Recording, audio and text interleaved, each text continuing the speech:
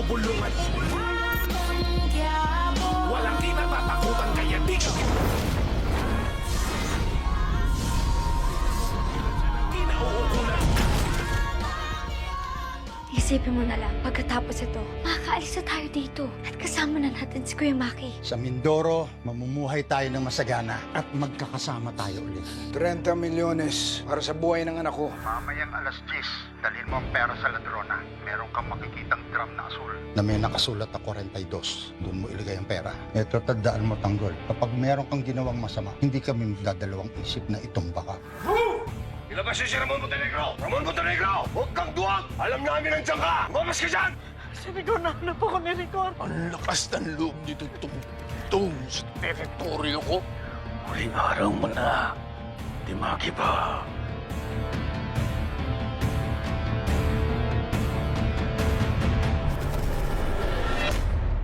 Manalo ko, tama na. Magpuros dili ka, Ramon. Huwag mo nang patulan si Rigor. Kailangan mo wala na sa mundo ang record na yan. Huwag dito sa ating pamamahal. Malaking investigasyon yan. Isip na nasyonalites. Si Tanggol.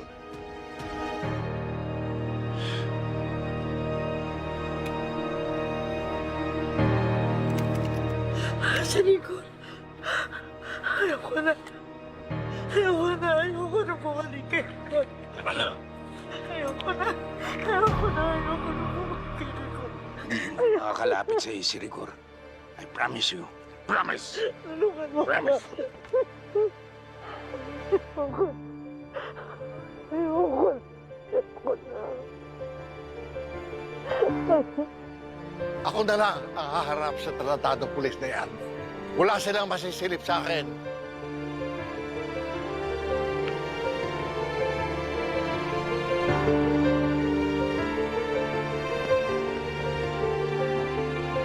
Paano to? Mag-aalas 10 na. Mahuli tayo sa pagligtas kay Tanggol. Hindi pa rin tayo pwedeng umalis. Hindi kayo pwedeng makita ni Rigor dahil mga wanted pa rin kayo. Sigurado ako hulihin kayo niyan. Kahit kailan talaga yung si Rigor, hadlang sa buhay ni Tanggol.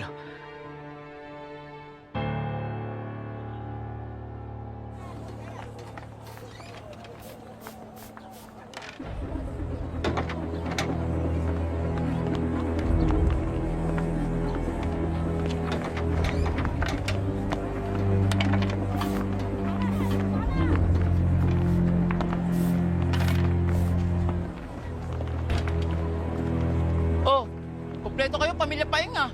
Kasama niyo pa si Pogi. Saan napunta niya? Mumama siya lang. Sige. Swerte mo talaga sa jowa mo, Fatima. Uy, Pogi, balik ka dito, ha?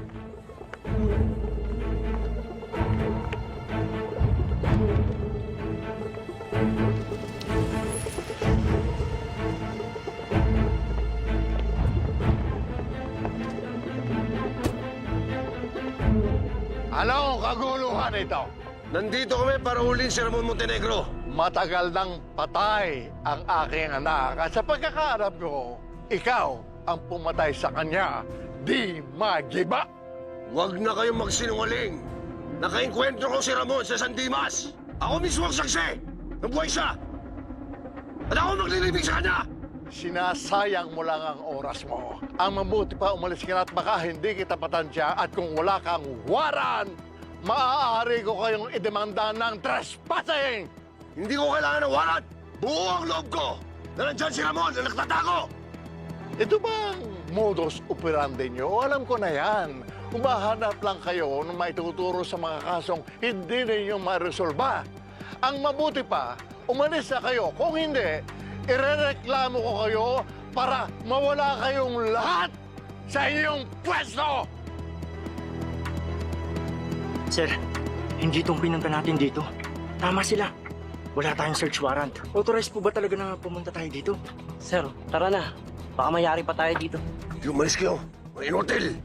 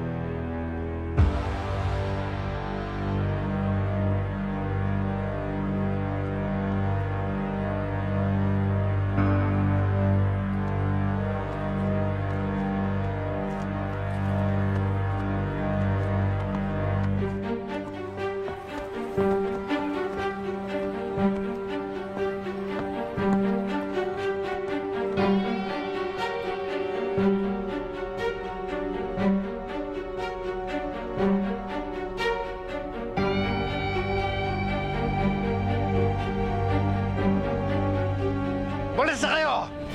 Bago ko kayo demanda! Pare, halika na. Marsa tayo. Wala tayong laban dito. Hindi ako alis dito!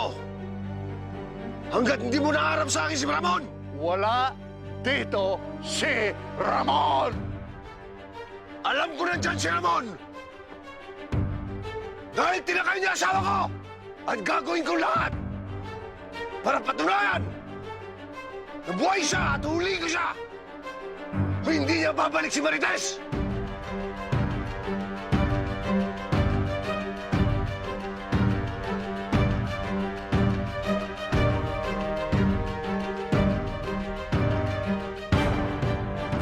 Sabi ang pinagsasasabi mo, walang Marites dito sa mamamahay ko! Pare, tama na. Tama na, pare. Paano ka na kasi siguro na nandiyan si Marites sa loob, pare? Mando, tumawag sa akin si David. At sinabi niya tumakas si Marites sa bahay namin. At kasama niya si Ramon. Pare, At hindi ako basta-basta papayag na magsaya silang dalawa. pare, hindi natin to napagplanuhan. Mando, asawa ko si Marites. Hindi ako papayag. Nakukuli siya ng demonyong Ramon na yun. Si Ramon ang dahilan kung bakit nasira ang pamilya namin. Mando, wala nang lahat sa akin. Si Marites na lang ang meron ako. Ngayon, pare, alam mo na kung ano naramdaman ni Tess. Ito ang bunga ng mga kasalanan mo sa kanya noon. Pero hindi pa rin sapat yun, Mando. Pare, pagpalit niya ako sa mortal kong kaaway. Marites! Lumabas ka dyan! Ako ang asawa mo! Sumama ka sa akin! Marites! Marites! Hindi ka na, pare. Pare, babawin na lang tayo sa ibang pagkakataon. Hindi itong tamang panahon, pare. Tandaan mo, pare. Kababalik mo pa lang sa serbisyo. Baka matanggal ka pa, pare.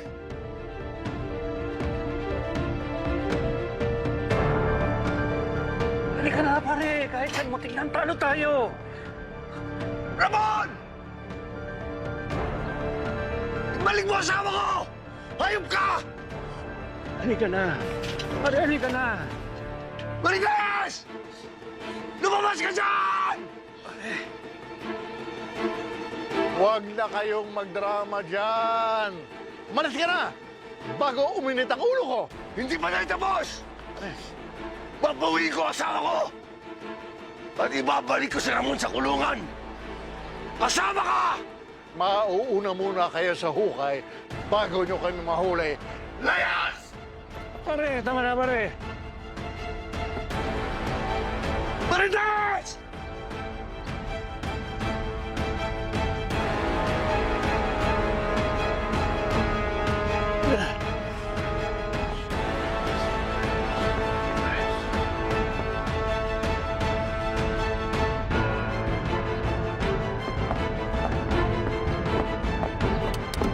Sige, pare.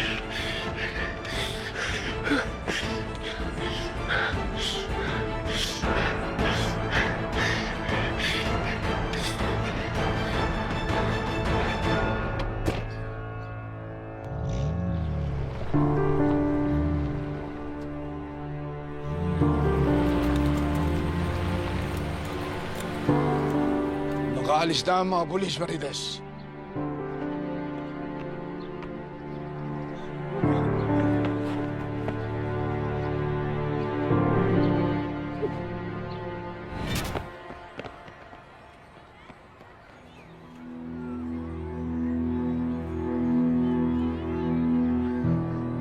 Kung ano man itong pinaplano nyo, sisiguraduhin ko sa inyo na hindi kayo magtatagumpay. Ikamamatay nyo lang itong lahat. Subukan mo tumakas. Patayin ka namin.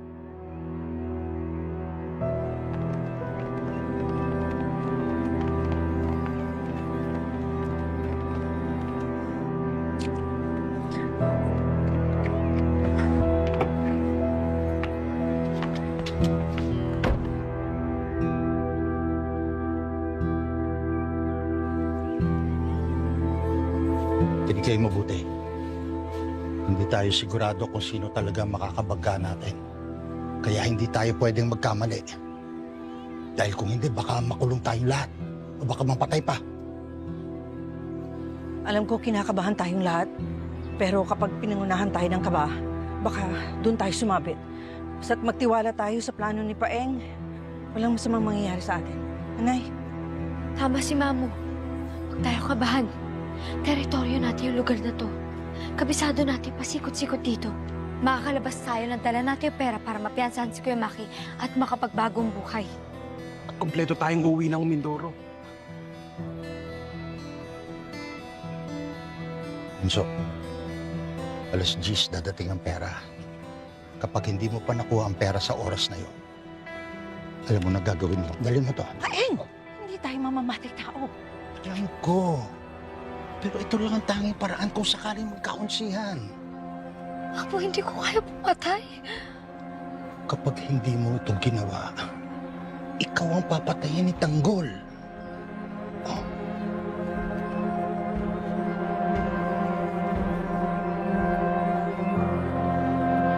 Pwede ko lang paano gumamit yan.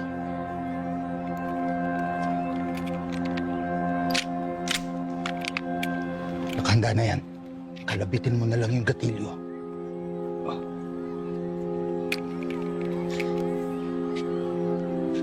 Sige na. Pumunta na kayo sa pwesto niyo. Mag-iingat ka.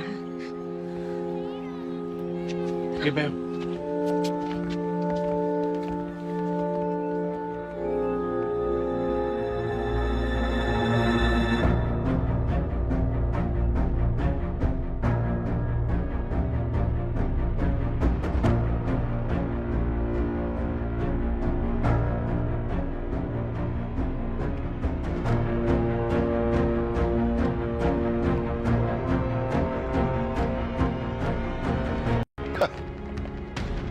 Ayaw magpatalo ng pulis. Pinagpipilitang buhay ka kahit wala siyang ebidensya. Ramon, sa palagay ko, si Rigor ang magiging problema mo sa pagbuo ng iyong pamilya dahil hindi niya tatantanan si Marites.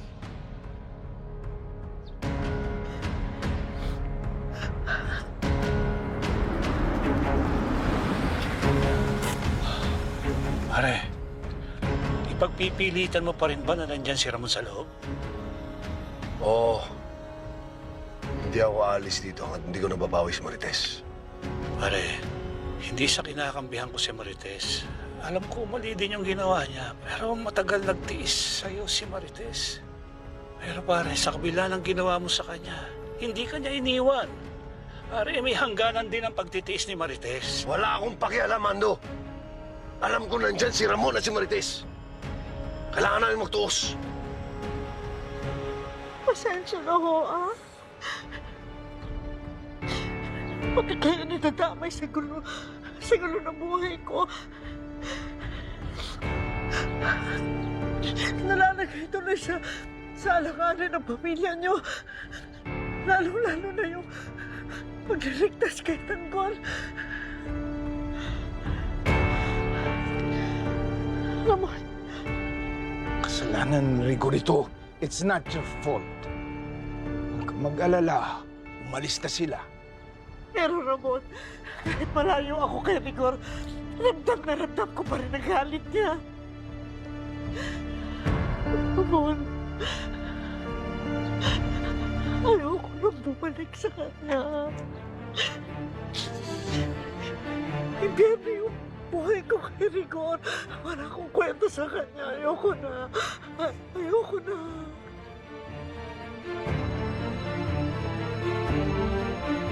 Hindi niya nakikita ang halaga mo. Kawalan niya yun. Huwag kang mabahala. Magtatanggol kita kahit anong mangyari. Pero kilala ko si Rigor. Kilala ko si Rigor, hindi titigil yun. Sigurado ako, nasa labas pa yun hanggang ngayon. Ramon, totoo yung sinasabi ni Marites. Ramon, sila ending na ang sumagip kay Tanggol. Mahirap nang lumabas ka Dahil baka masundan ka ng rigor. Baka pabuyan kayong dalawa ng anak mo. Kami na pong bahala kay Tanggol. Sisiguraduhin po namin na ibabalik namin siya sa inyong ligtas. Sige. Deng. Franco, kayong lahat. Pangako niyo sa akin, ililigtas niyo ang anak namin. May abirya. Tawagin niyo kagad ako. Siguraduhin ninyo na hindi masasaktan ang aking apo. Ano pang hintayin natin? Sandali. Franco, pwede ka bang maganda rin sa pasasakyan? Ako na bahala sa inyo.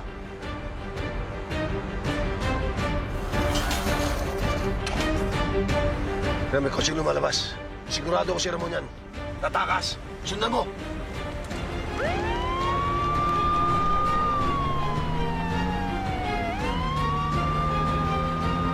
Gusto mo, Mando? May pakawalan, pare. Harangin mo! Harangin mo!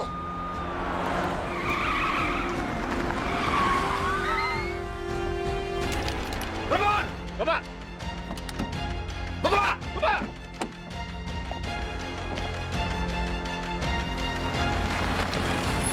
Ting, waayos na yung plano mo ha. Naisahan natin si Mang Rigor. Pero nang dahil kay Mang Rigor, maubusan na tayo ng oras. Bilisan natin. Kailangan natin iligtas si Tanggol. Tara.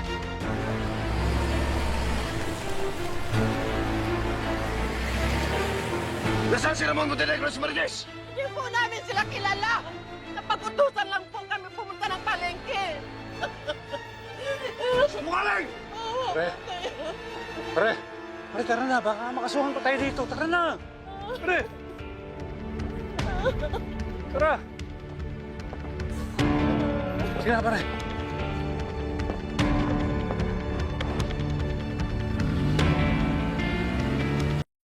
अस्सलामुअलैकुम व्यूअर्स, सब लोग कैसे हैं? I hope कि आप लोग ठीक होंगे। तो आज मैं आप लोगों के पास एक नई वीडियो लेकर हाजिर हूँ और आज हम बात करेंगे कि हम आजकल आप लोगों ने देखा है कि एक ट्रेंड बना हुआ है कि लोग बड़े बड़े बिजनेसमैन या जो नए बिजनेसमैन उठते हैं, नई जनरेशन के लोग, उनमें दो चीज़ों का एक ट्रेंड हमें नज़र आता है जो कि हम लोगों ने खुद ही बनाया है। ठीक है, वो है जी कि आप अगर बिजनेसमैन हैं तो आपका एक स्टेटस होना चाहिए। और वो स्टेटस कैसे बनता है? अच्छी गाड़ी से और अच्छे फ़ोन से। ठीक है, अच्छी गाड़ी तो खैर लोग कुछ भी ले लेते हैं, लेकिन अच्छे फ़ोन का जो जिसको माना जाता है वो है जी आईफोन। ठीक है, एप्पल का फ़ोन होना चाहिए आपके हाथ में, लेटेस्ट मॉडल, और गाड़ी भी आपके पास अच्छी होनी चाहिए। अगर लेटेस्ट मॉडल होगी तो भी और भी अच्छा। तो ये हम सब लोगों का कॉन्सेप्ट बन चुका है जो कि हम लोगों ने खुद ही बनाया कि अच्छी गाड़ी और अच्छा मोबाइल होगा तो ही जो है वो एक बिजनेसमैन या एक काम करने वाले बंदे की एक शान होगी, पहचान होगी। तो आईफोन के हवाले से आज हम बात करेंगे। मेरा जो एक्सपीरियंस है उसको मैं आप लोगों के साथ शेयर करूंगा आईफोन के हवाले से। रिसेंटली मेरा एक दोस्त उनका हम आईफोन लेने गए तो मैंने देखा कि बहुत जो ना वो मार्केट, हम सबसे पहले गए मार्केट मोबाइलों की, तो बहुत से मोबाइल वहाँ पे नज़र आए। आईफोन के डिफरेंट मॉडल्स हमने देखे, आईफोन 12, 13, 14, 15 जो यूजेबल थे। तो दोस्तों पहली बात तो ये है कि यूजेबल आईफोन अगर आप लेना चाहते हैं तो मैं तो आपको यही मशवरा दूंगा, कभी भी ना लें, क्योंकि यूजेबल आईफोन का कोई भरोसा नहीं है। ठीक है, हाँ, जिन लोगों का रोज़ का काम है, जो लेते रहते हैं, उनको तजर्बा होता है कि हमें इनमें क्या क्या चीज़ें देखनी है। ठीक है,